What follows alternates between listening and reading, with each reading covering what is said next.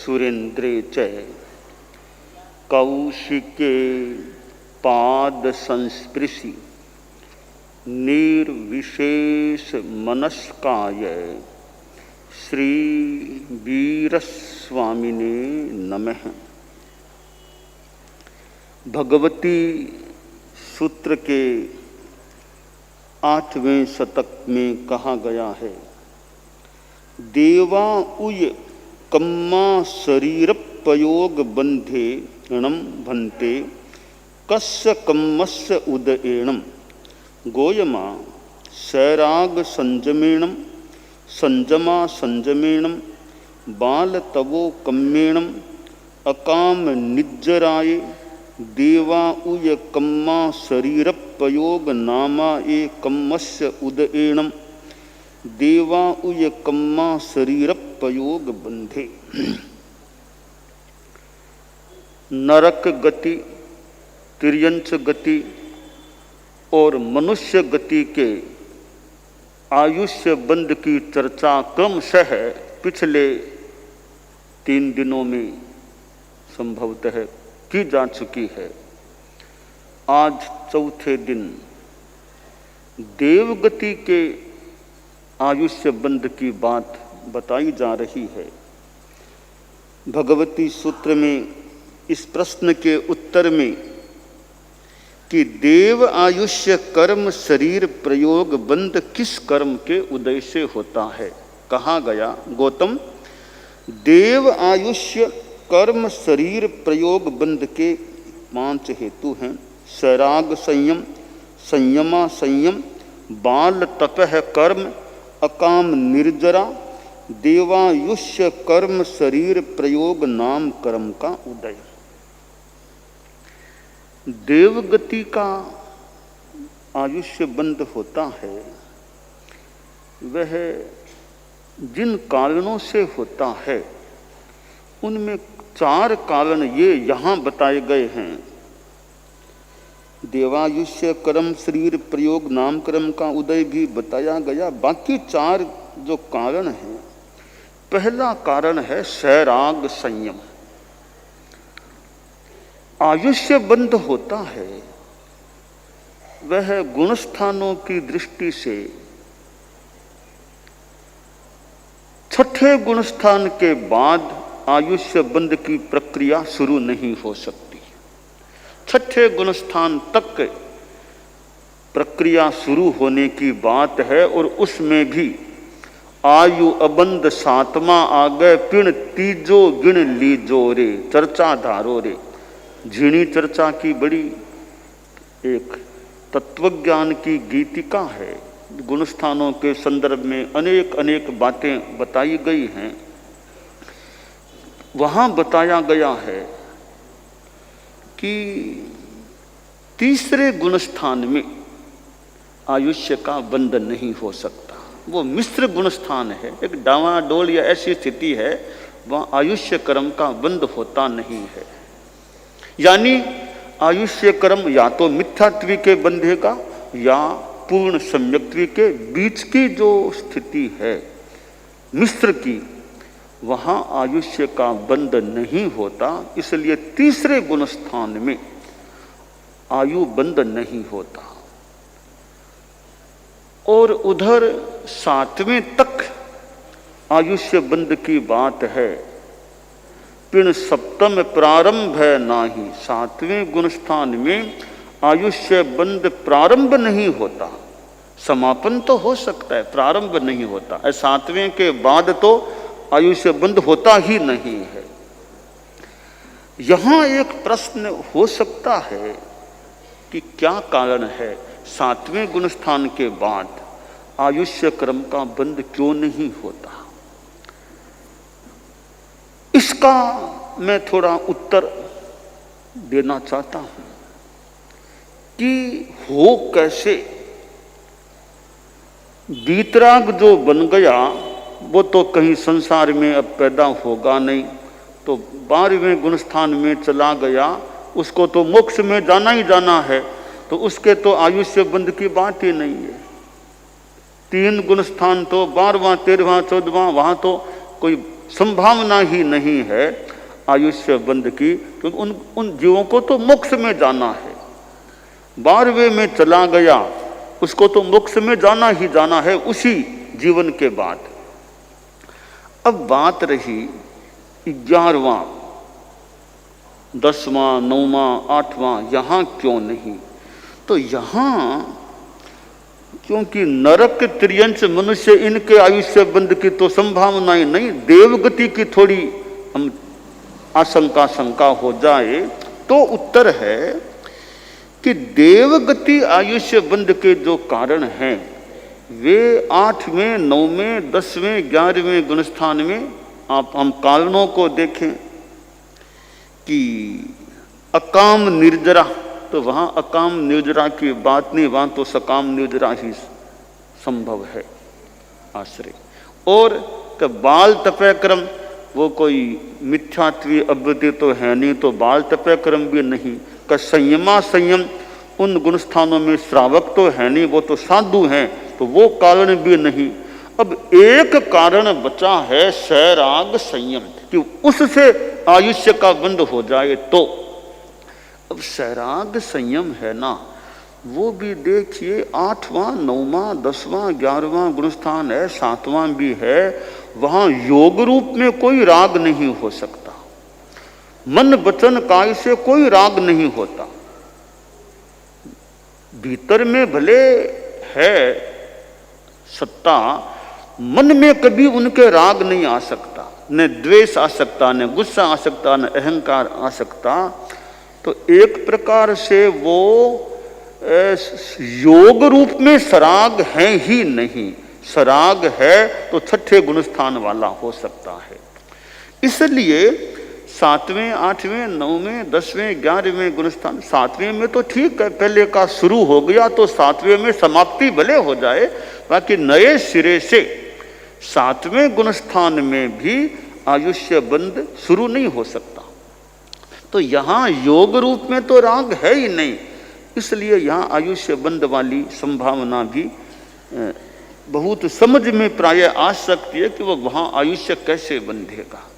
और क्षपक श्रेणी ले ली 8वें गुणस्थान से, फिर तो मोक्ष में जाना ही जाना, तो ऐसे भी बात ही समाप्त है आयुष्य बंध की। अब हम मूल बात पर आ रहे हैं, तो ये कारण है सैराग संयम। तो संयम व्यक्ति की अपेक्षा से 2 प्रकार का होता है, एक सैराग संयम और दूसरा वीतराग संयम। तो वीतराग संयम है वो वैसे 11वें गुणस्थान में उपशांत मोह वीतराग संयम है, और आगे 12वें, 13वें, 14वें में क्षीण मोह वीतराग संयम है। तो एक तो वीतराग संयम होता है और एक है सैराग संयम, कषाय युक्त मुनि का संयम। तो ये 10वां, 9वां, 8वां, 7वां गुणस्थान है, वहां राग है तो सही, अस्तित्व है राग का, योग रूप में राग नहीं है, पर भीतर में वो राग है। और 7वें गुणस्थान वाला तो वापिस 6ठे में भी आ जाता है, आ सकता है, फिर वो देवगति में भी जा सकते हैं, आना जाना होता रह सकता है। 6ठा, 7वां, 6ठा, 7वां, 6ठा तो मूल है ही, बीच बीच में 7वें का स्पर्श भी हो सकता है। भगवान महावीर भी, मैं सिद्धांततः चर्चा करूं तो साधना काल में 6ठे गुणस्थान में भी रहे हैं। भगवान महावीर भी साधना काल में जो सिद्धांत है उसके हिसाब से 6ठे गुणस्थान में भी रहे हैं। और आचार्य भिक्षु ने तो कहा 6 लेस्या हुंती जद वीर में, यानी 6ठे गुणस्थान में 6 लेस्याओं की स्थिति हो सकती है। साधु है 6ठे गुणस्थान का सिद्धांत में हमारे यहाँ, उसमें कृष्ण लेस्या भी हो सकती है। तो 6ठा गुणस्थान जो है वो थोड़ा एक विचित्र प्रकार का लगता है। 6ठा गुणस्थान विचित्र प्रकार का है। क्यों विचित्र प्रकार का है? कि 6ठे गुणस्थान में कृष्ण लेशा भी सम्मत की गई है। अशुभ योग छठे गुण स्थान में हो सकता है। छठे गुण स्थान में साधु है, कभी छोटी वो चोरी भी कर ले, कभी साधु, कभी कोई असत्य भी बोल जाए, कभी हिंसा भी हो जाए, और भी ऐसे दोष लग जाए, तो छठे गुण स्थान वाला विचित्र एक स्थिति वाला साधु होता है। साधु भी है, साधु है, पूजनीय वंदनीय है, पर उससे गलतियां भी हो सकती है। छोटी चोरी तक साधु कर ले, और तो क्या कोई लब्धि का प्रयोग करके सेना को भगाने का, और कार ऐसी चक्रवर्ती की सेना और भगाना, पुलाक लब्धि की बात, और ऐसे काम भी साधु कर ले। आहारक लब्धि का उपयोग कर ले, प्रयोग कर ले, ठेठ केवलियों तक वो चला जाए, उसकी आत्मा चली जाए, आहारक शरीर का पुतला जो वो वहां चला जाए। तो ये छठे गुण स्थान में कई प्रकार के कार्य साधु के द्वारा हो सकते हैं, यानी गलतियां प्रमाद हो सकता है। तो गलतियां हो ही नहीं है तो बहुत ही बढ़िया बात है, गलती हो जाए तो हमें प्रायश्चित लेने का प्रयास रखना चाहिए।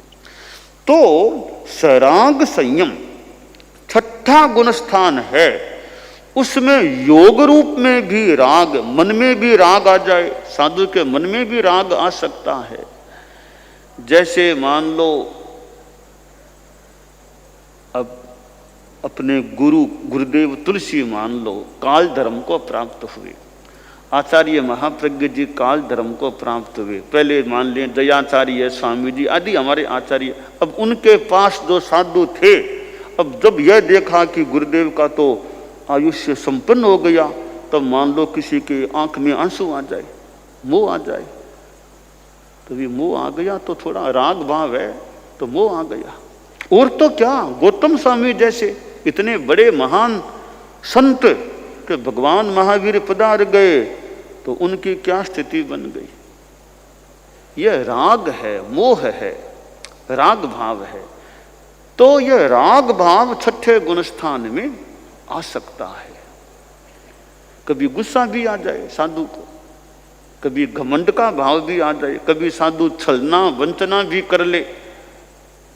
तो ये छठे गुण स्थान में कई स्थितियां हो सकती हैं, एक सीमा तक। एक सीमा के बाद में कोई बड़ी गलती हो जाए, फिर व्यवहार में साधुपना समाप्त है। फिर उसका इतनी बड़ी गलती, छोटी छोटी गलती तो मान लो क्षम्य कह दें, कुछ भी कह दें, हो जाए। एक सीमा पार की गलती हो गई, फिर वो क्षम्य नहीं, फिर तो साधुपना समाप्त माना जा सकता है। जैसे कोई साधु किसी आदमी की हत्या कर दे, अगर मान लो ऐसा भयंकर अपराध हो जाए, तो फिर मानो साधुपना समाप्त है उसका। अब वो साधुपने के स्थिति में नहीं। अब तो कोई कभी मौका होगा तो दोबारा साधुपना आएगा, नई दीक्षा होगी तो भले, वरना साधुपना समाप्त है। तो ऐसे एक सीमा तक लक्ष्मण रेखा के अंदर अंदर तो मान लो गलतियां भी हो जाए तो परिशोधन की संभावना है। लक्ष्मण रेखा के पार चला गया वो तो गया। जैसे एक आदमी है, मान लो बीमार हो गया है, मान लो हार्ट की तकलीफ हो गई, किडनी की हो गई, ब्रेन में कुछ थक्के जम गए, क्लोट हो गया, कुछ भी हो गया, ठीक हो गया, हॉस्पिटल में ले गए, डॉक्टर ने चेकिंग की कि ठीक है, चिकित्सा की प्रक्रिया करेंगे या ऑपरेशन जो भी करेंगे वो करने से आदमी को स्वस्थ ठीक भी बनाया जा सकता है। हार्ट का मान लो स्टेंट लगा दिया, ओपन सर्जरी कर दी, या मस्तिष्क की भी सर्जरी कर दी, कर करा के आदमी को स्वस्थ या ठीक बनाया जा सकता है, क्योंकि अभी संभावना है ठीक होने के। डॉक्टर का मानो धर्म कि जब तक आशा है तब तक प्रयास करके उसको ठीक करें, हो सके तो। परंतु जब यह लगे अब तो श्वास नहीं रहा, एकदम सब खत्म है, तो फिर डॉक्टर भी क्या करेगा, भी अब तो कुछ रहा नहीं, अब कोई हम प्रयास करें भी क्या, अब तो डेड बॉडी है ये, डॉक्टर क्या करेगा। इसी प्रकार कि साधुपने का प्राण चला गया, इतनी बड़ी गलती हो गई, साधुपने का मानो प्राण चला गया, अब उसको ठीक करने के लिए और कोई उपाय नहीं, अब तो दोबारा जन्म होगा तभी होगा। यानी साधुपना दोबारा आएगा तभी कोई काम होगा, और कोई छोटे सामान्य प्रायश्चित से वो हो नहीं सकता।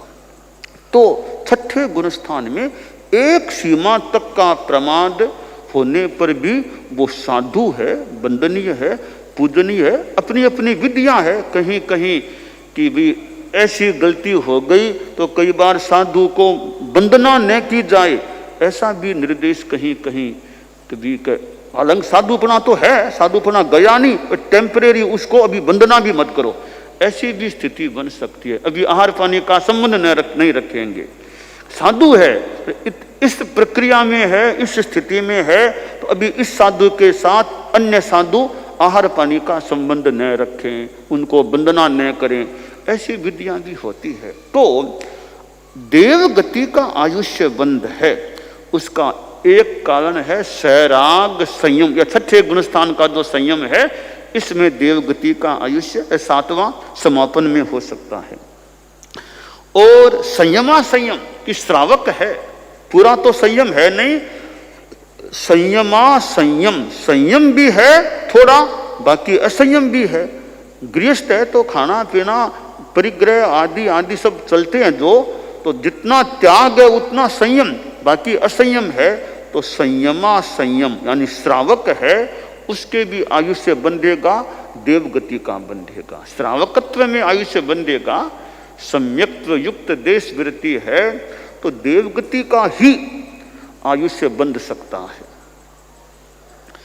और बाल तपह कर्म, कोई मान लो श्रावक तो नहीं है, मान लो सम्यक्त्वी भी नहीं है, फिर भी तपस्वी है, तपस्या करता है, तो ऐसा बाल तपस्वी है, मिथ्यात्वी है, श्रावक नहीं, सम्यक्त्वी नहीं, वो भी तपस्या करता है, वो भी देवगति का आयुष्य बंद कर सकता है। और अकाम निर्जरा कि वो जब बिना मोक्ष इच्छा के जबरदस्ती व्यवस्था में भी कोई निर्जरा हो रही है, काम करना पड़ता है, सेवा करने की इच्छा तो नहीं, पर अब आदेश निर्देश हो गया तो जैसे तैसे साधुओं की सेवा करता है, बिना मन कोई साधु तो हो सकता है, उसके अकाम निर्जरा हो जाती है, तो अकाम निर्जरा भी देवगति के आयुष्य बंध का कारण बन सकता है। और साधु है वो तो देवगति या तो मोक्ष में जाएगा, साधु की अवस्था में आयुष्य बंध होगा तो देवगति का ही आयुष्य बंधेगा। तो ये कारण देवगति के आयुष्य बंध के कारण हैं।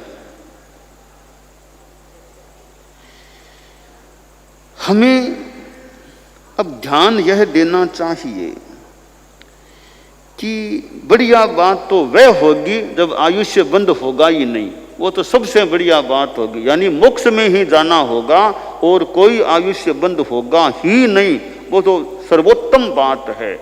परंतु वो स्थिति जब तक नहीं है तब तक अधोगति का आयुष्य बंध तो नहीं हो, यानी हमारी साधना तपस्या अच्छी रहे कि नीची गति का आयुष्य न बंधे, नरक त्रियंत ये निगोद ऐसी चीजों में तो जाना ही न पड़े, तो ऐसे पाप कर्म न हो जाएं कि बहुत कोई नीची गति में जाना पड़े, परिणाम अच्छे रहें, लेशा अच्छी रहे, अपना आचार नियम है उसके पालन के प्रति लापरवाही न रहे, जागरूकता अच्छी रहेगी, मैं जो नियम ले रखा है उसका पालन करूं, नियम व्रत में दोष लग जाए तो उसका प्रायश्चित ले लेना चाहिए। बस ये बहुत अच्छा रास्ता है, कहीं दोष लग गया तो सरल भाव से प्रायश्चित ले लो, तो अच्छा उपाय, शुद्धि का अच्छा उपाय है। प्रायश्चित भी न करे, ऐसे ही दोष लगे रह गए तो देखिए देवगति में भी बड़ा तारतम्य होता है, देवों की आसाधना न हो, देवों में अंतर होता है। एक बड़ा उच्च स्तर का देव है, एक थोड़ा बहुत ही हल्के स्तर का, आसाधना की बात न हो देवों की, पर जो स्थिति ज्ञात हो रही है, किल्विषिक देव हैं, व्यंतर देव, तो एक कहा अनुत्तर विमान के देव होते हैं, बहुत अंतर है देवों में। तो देवगति में भी दोष लगे हुए हों साधु के, देवगति में जाकर भी उसको बहुत बढ़िया स्थान न मिले, इसलिए स्थान मिलना न मिलना एक बात है, मूल आत्मा निर्मल रहे। इसलिए साधु को और श्रावक को और औरों को भी कि कहीं दोष विशेष लग गया, नियम का भंग हो गया हो, तो उसका हमें सरल भाव से प्रायश्चित ले लेना चाहिए।